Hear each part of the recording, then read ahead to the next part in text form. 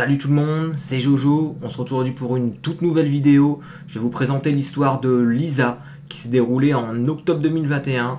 Comme vous le savez, cette histoire se base sur des faits réels.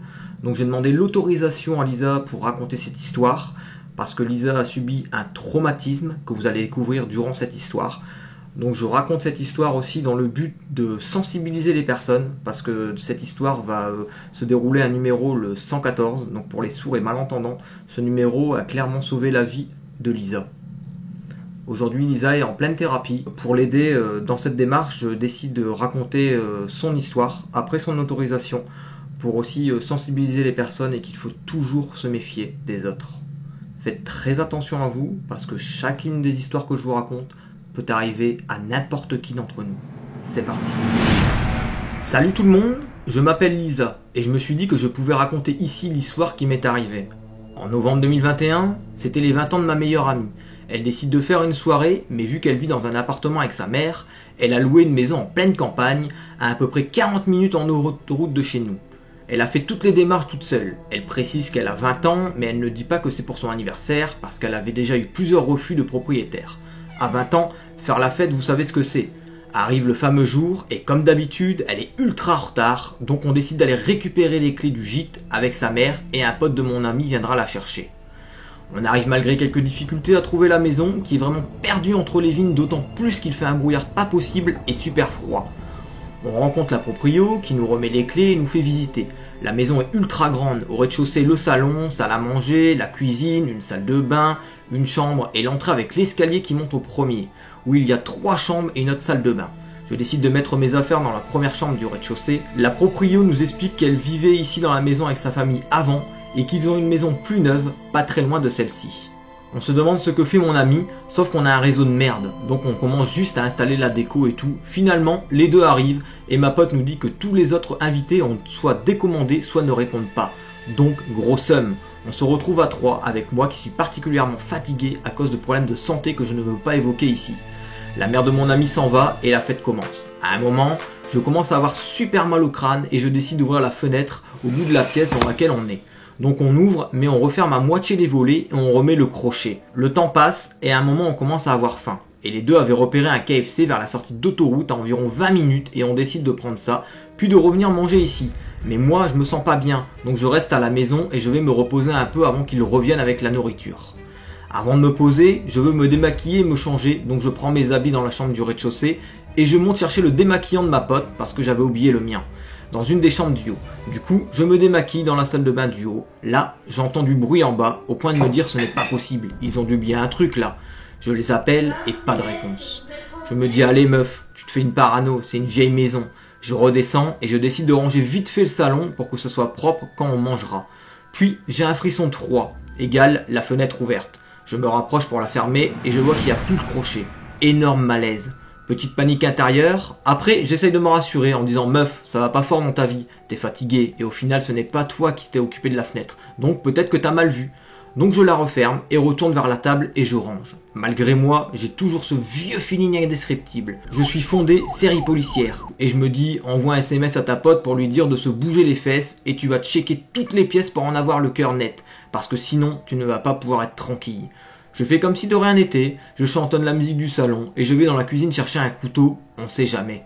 Je vois que mon message ne s'est pas envoyé, parce que j'ai pas de réseau, alors je tente via Snapchat, je suis en Edge, mais sur un malentendu ça passe. Et là, idée du siècle, je me dis je vais faire genre de snapper la maison et les pièces comme si je faisais une vidéo aux copains pour pas que ça paraisse suspect. À ce jour, je ne sais même pas pourquoi ça m'est venu, je fais toute la maison et personne. Je me dis que c'est vraiment les séries policières qui ont déteint sur moi. Donc je repose le couteau dans la cuisine et je décide d'aller me poser. Je vois que mes affaires sont en bazar, mais ça, c'est juste moi qui suis bordélique. Je décide de regrouper le tout sur le fauteuil de la chambre et je vois mon déo, donc je mets la dose. Je le pose sur le sol à côté du lit parce qu'il n'y a pas de table de chevet. Je ferme ensuite la lumière et je m'éclaire avec mon tel que je range ensuite dans ma pochette une fois allongé. Je suis fatigué de ouf, donc je ferme les yeux et j'essaye de m'endormir. J'ai une respiration ultra calme et longue, comme quand on dort, sauf que je ne sais pas, je n'arrive pas à dormir. Pas très longtemps après, j'entends des petits bruits du dessous du lit, comme si on tapait sur le sommier pour voir si je réagissais ou pas. Mais moi, je suis paralysé de peur, je me demande ce que c'est, mais je réagis pas. Là, c'est la dissociation pour moi. En gros, il y a moi, mon esprit qui est terrifié, mon corps qui fait les choses tout seul. Genre, je commandais rien du tout de mon corps. Il se gérait tout seul. Bref, là j'entends des bruits de frottement intenses et je me dis que quelqu'un est en train de sortir d'en dessous du lit. Et je sens une présence derrière moi, mais je ne fais rien. J'ai envie de vomir tellement j'ai peur. Mon esprit a envie de pleurer, mais mon corps reste stoïque et ne bouge pas d'un iota. Ça me paraît une éternité ce moment, puis je l'entends bouger. Je sens que le matelas se baisse de son côté, comme s'il mettait son genou dessus. Le gars se rapproche et je vous jure que dans ma tête je me disais meuf, ça y est, c'est terminé. J'avais envie de hurler.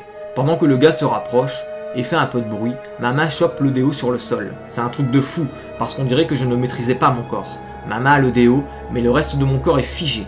Respiration lente et profonde, alors que moi dans ma tête j'avais l'impression d'étouffer. Le gars se rapproche au point que je sente un souffle chaud sur la nuque, et c'est de loin la pire sensation que j'ai ressentie de toute ma vie. En une poignée de secondes, je lui fous le déo plein les yeux. Le gars hurle, il se recule et moi je continue d'asperger. 2 secondes après, j'étais en train de courir dans le couloir et de m'enfermer dans la salle de bain avec le petit loquet tout nul. Il tambourine, il crie et essaye de casser le verrou. Je ne sais pas comment vous décrire ça, mais moi, c'est comme si j'avais 2 souvenirs, genre celui de mon corps et celui de mon esprit. Mon esprit avait envie de crier de toutes ses forces, d'appeler à l'aide, de pleurer et de me cacher, mais mon corps a continué de bouger. J'ai ouvert la petite fenêtre de la salle de bain et ni une ni deux, j'étais dehors. C'est une dinguerie parce que je ne me souviens pas d'avoir pris cette décision. Je me mets à courir de toutes mes forces dans les vignes, dans le noir et dans un brouillard intense. Je ne pense même pas à prendre le téléphone de suite, juste je cours. J'arrive vers une maison mais pas de lumière. J'ai envie d'appeler au secours, j'essaye de crier mais rien ne sort. Genre rien du tout. J'essaie de trouver une cachette, je sais qu'il n'est pas loin et qu'il faut que je me dépêche. Là, je vois une espèce de bac à compost, j'ouvre et je me fous dedans. Alors là, je ne sais pas comment j'ai pensé à faire ça, mais je mets mon tel en silencieux, luminosité au minimum, je regarde le réseau, 2 barres. J'essaye de calmer ma respiration, je l'entends arriver et je me dis c'est mort, si j'appelle il va m'entendre. Et là, je repense à ce fameux numéro, le 114 pour les sourds et les muets. J'écris à l'aide, encore une fois mes doigts tapent toutes les informations que j'ai. Le nom du bled, mon nom, la taille du mec, le poids du mec, ce qu'il porte, ce qu'il s'est passé dans les grandes lignes. L'opérateur me répond direct et me demande si je suis caché, s'il est vers moi, etc. Il me dit que les secours arrivent, je dis que je suis caché dans le compost, je dis que j'ai une prothèse, comme ça ils pourront identifier mon corps au cas où. C'est une dinguerie ce qui m'arrive. Sauf que j'entends des pas proches, alors je décide de verrouiller mon téléphone et d'essayer de ne pas faire de bruit, clairement les minutes les plus longues de ma vie. Heureusement, j'entends les sirènes pas loin, et là, le type a hurlé. Encore aujourd'hui, je me souviens exactement de l'intonation de son cri. Je continue de ne pas faire de bruit, je ne sais pas ce qui se passe dehors. J'entends des bruits, j'entends des sommations, mais je me dis que ce n'est pas fini. On ne peut pas être sûr que ce soit terminé. J'entends des cris, et puis là, des pas qui se rapprochent de moi. Puis des gens qui m'appellent, et pourtant je ne bouge pas. Et là, j'ai envie de sortir, de me sentir en sécurité, mais mon corps reste. Puis un gendarme m'ouvre la trappe au-dessus de moi, il me dit que c'est fini, que ça va aller. Aucun son ne sort de ma bouche, je ne pleure pas, j'attends son but. C'est seulement quand ma meilleure amie est arrivée, qu'elle m'a prise dans ses bras, que tout est retombé. Je me suis écroulé par terre et j'ai pleuré toutes les larmes de mon corps, c'était horrible. Finalement, les gendarmes ont fait les constatations, ils ont pu prendre mon témoignage que le lendemain à l'hôpital et m'ont ensuite donné la fin mot de l'histoire. Le type surveillait la maison, il a vu mes potes partir, il a saisi sa chance. Il est entré dans la maison via la fenêtre du salon, la fameuse fenêtre, il est allé dans la chambre du bas, a volé mes sous-vêtements pour le lendemain et s'est masturbé dessus, puis il s'est mis sous le lit. Il a avoué que son but c'était le viol de base, mais qu'après que je me sois enfui, il était tellement en colère qu'il voulait en finir avec moi. Enfin, on a appris que le mec en question était le fils de la propriétaire. Il connaissait bien la maison vu qu'il y avait vécu, il savait qu'il y avait une nénette de 20 ans, il avait déjà été condamné pour agression sexuelle sur mineur et avait déjà eu du sursis par un autre viol qu'il avait commis. Sinon, aujourd'hui je vais mieux. Je partage mon histoire dans le cadre de ma thérapie, aussi pour alerter sur le fait de toujours suivre son instinct et pour vous donner le 114 comme numéro d'urgence si vous ne pouvez pas parler, et d'exprimer ma frustration sur le fait que cet homme était déjà connu des services de police. Je ne remets pas en cause le travail des enquêteurs, mais juste ce problème systématique. J'ai de la chance d'être toujours en vie, mais sans avoir été violé, je suis tout le temps en hyper-vigilance. J'entends son cri régulièrement dans mes nuits, et je ne peux plus supporter les bisous dans mon cou ou le simple fait d'avoir un souffle sur moi, alors qu'avant, j'adorais ça avec ma copine.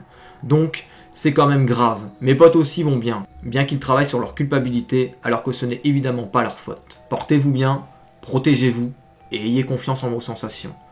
Voilà les amis, l'incroyable histoire de Lisa. Une nouvelle fois, rien qu'à vous raconter son histoire, j'ai des frissons partout. Cette histoire est particulièrement intense. Grâce à l'adrénaline de Lisa, elle a pu se sauver. Et le fameux numéro 114 qui lui a clairement sauvé la vie.